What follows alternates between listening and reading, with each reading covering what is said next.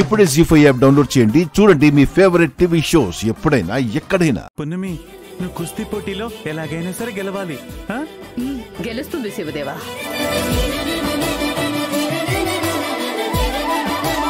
పున్నమి అందరికీ మంచి జరగాలనుకుంటుంది.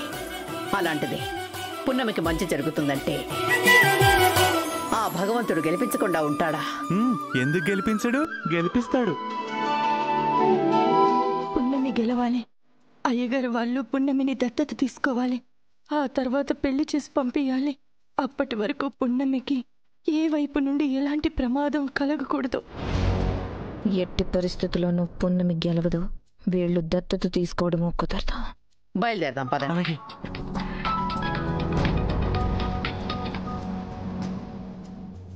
హలో, ఇప్పుడే బయలుదేరుతున్నాం అండి. హలో, మీరు రావక్కర్లేదు సార్.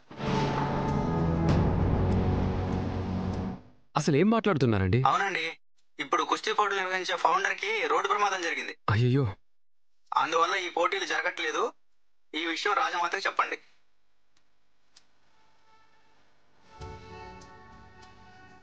సరేనండి. ఏమైంది పృథ్వీ? రాజమాత, కుస్తీ పోటీలు క్యాన్సిల్ అయ్యాయంట.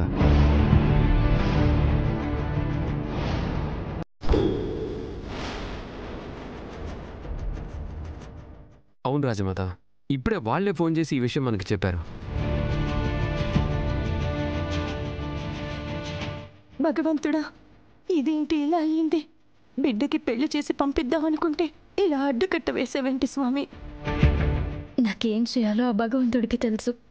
ఈ పెళ్లి నాకు ఇష్టం లేదు కాబట్టి ఆ దేవుడే ఇలా చేసుంటాడు. ఇప్పుడు కుస్తీ పోటీలు ఆగిపోయాయి కాబట్టి పున్నమిని దత్తత తీసుకోవడం కుదరదు. దేవుడా, నువ్వున్నావు స్వామి. నా బాధ నీకు అర్థమైంది, అందుకే ఇలా చేసావు. శివ, ఇప్పుడేం చేద్దాం?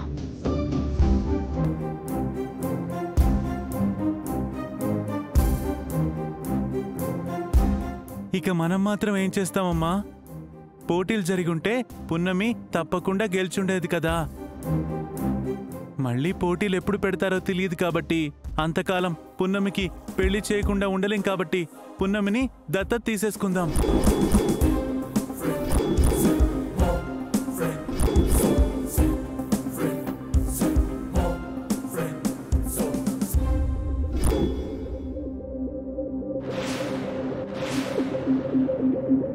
ఇప్పుడు పోటీలు లేవు, దత్తత లేదు. ముందుగానే అనుకున్నాం కదా కుస్తీ పోటీల్లో గెలిస్తేనే దత్తత తీసుకోవాలని. పోటీలు క్యాన్సిల్ అయితే మనం మాత్రం ఏం చేయగలం వైదిక? తిరిగి పోటీలు జరిగే వరకు వెయిట్ చేద్దాం అత్తయ్య. అంతకు మించి వేరే దారి లేదు కదా.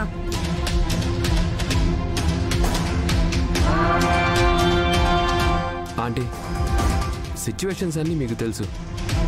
నవీన్ వాళ్ళు ఎక్కువ రోజులు ఉండడం కుదరదు.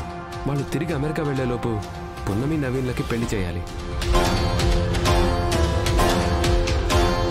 అలా చెయ్యాలంటే ఇప్పుడు ఈ దత్తత కార్యక్రమం జరగాలి. అలా జరగడానికి వీల్లేదు. అవునానమ్మా, రూల్ అంటే రూలే. అత్తయ్య, దత్తత తీసుకోవడం అంటే మన ఇంటి పేరు పున్నమికి ఇవ్వడం. అది అంత ఈజీగా అయిపోతుందంటే ఎలా అత్తయ్య?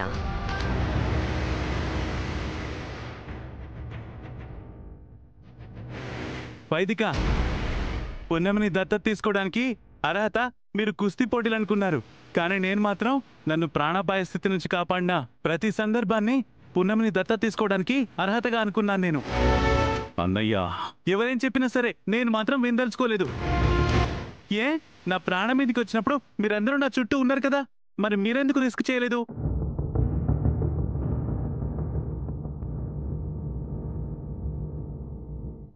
మీ ప్రాణాలు పోతాయనే రిస్క్ ఉంది కాబట్టి మీరు చేయలేదు. పున్నమి రిస్క్ చేసి నా ప్రాణాలు కాపాడింది. అందుకే ఎవరేం చెప్పినా సరే నేను విన్ను. అమ్మా, పున్నమిని దత్తత తీసుకుందాం అంతే.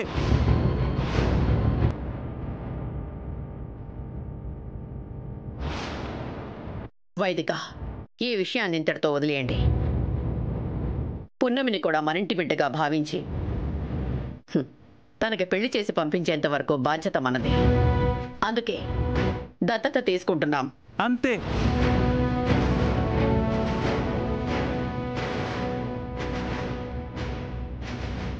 పృథ్వీ, రాజమాత. పంతులు గారికి ఫోన్ చేసి మంచి ముహూర్తం ఎప్పుడుందో కనుక్కో. అలాగే రాజమాత. కుస్తీ పోటీలు ఆగిపోతే దత్తత తీసుకునే కార్యక్రమం కూడా ఆగిపోతుంది, పెళ్లి కూడా ఆగిపోతుంది అనుకున్నాను. దేవుడు ఏం చేయాలనుకుంటున్నాడో ఏం అర్థం కావట్లేదు. పున్నమి, నువ్వేం టెన్షన్ పడకు. నీ సంగతి ఇలా కాదే, నేనేం చేయాలో నాకు బాగా తెలుసు. రాజమాత, రేపు 11 గంటలకి మంచి ముహూర్తం ఉందని చెప్పారు. ఆహా,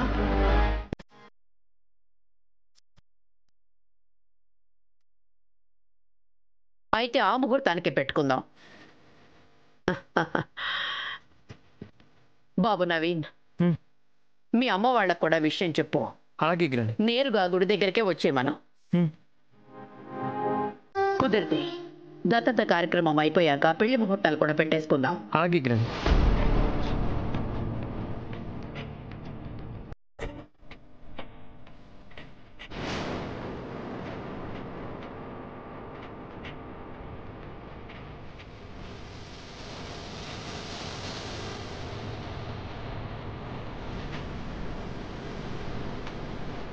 పున్నమి, రేపటి నుంచి నువ్వు నా బిడ్డవి కాబోతున్నావు.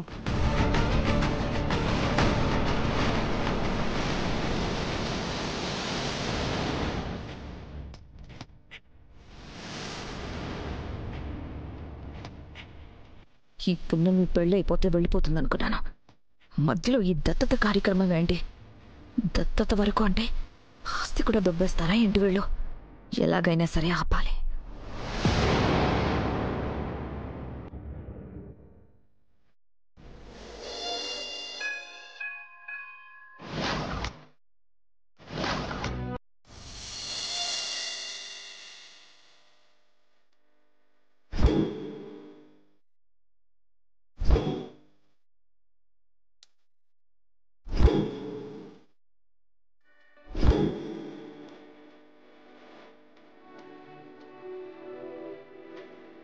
అమ్మా నమస్కారం. నమస్కారం అండి. పంతులు గారు, అంతా సిద్ధమైనా? అంతా సిద్ధమేనండి.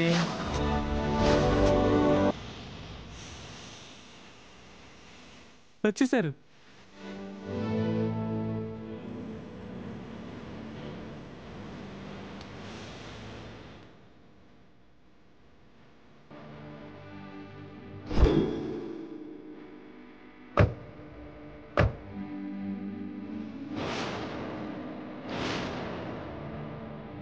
ఓం తత్సంయోరావృణీమహే